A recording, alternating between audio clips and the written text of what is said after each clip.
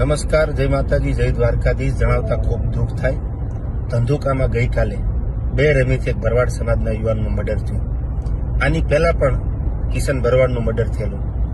આવી માનસિકતા ધરાવતા જે ન્યુસન્સ છે, હિન્દુ વિરોધી માનસિકતા, તો સરકારશ્રીને અપીલ કરીએ કે વહેલી તકે એમને કડકમાં કડક સજા આપે અને આ પરિવાર જે છે એને ન્યાય આપે.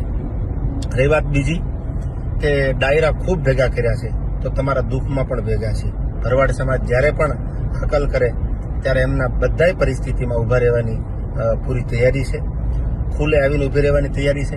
ત્યારે દ્વારકાધીશને પ્રાર્થના કરી જે પરિવાર ઉપર દુઃખ પડ્યું છે એને મજબૂત બનાવે, એને આ દુઃખનો સામનો કરવાની ક્ષમતા અને શક્તિ આપે.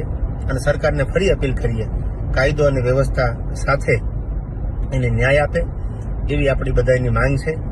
અને હિન્દુ વિરોધી જે માનસિકતા ધરાવે છે આને વહેલી તકે જો ડામવામાં નહીં આવે તો આજ આ ભરવાડ સમાજ, કાલ કોઈ બીજો સમાજ, કાલ કોઈ ત્રીજો સમાજ, આ બધા હિન્દુ ઉપર જ્યારે આવા ઘા થાય છે ત્યારે આ 5મી ઘટના છે હું જાણું છું ત્યાં સુધી, તો વહેલી તકે આનો કંઈક રસ્તો નીકળે એવી સરકારશ્રીને આપણા બધાની અપીલ છે.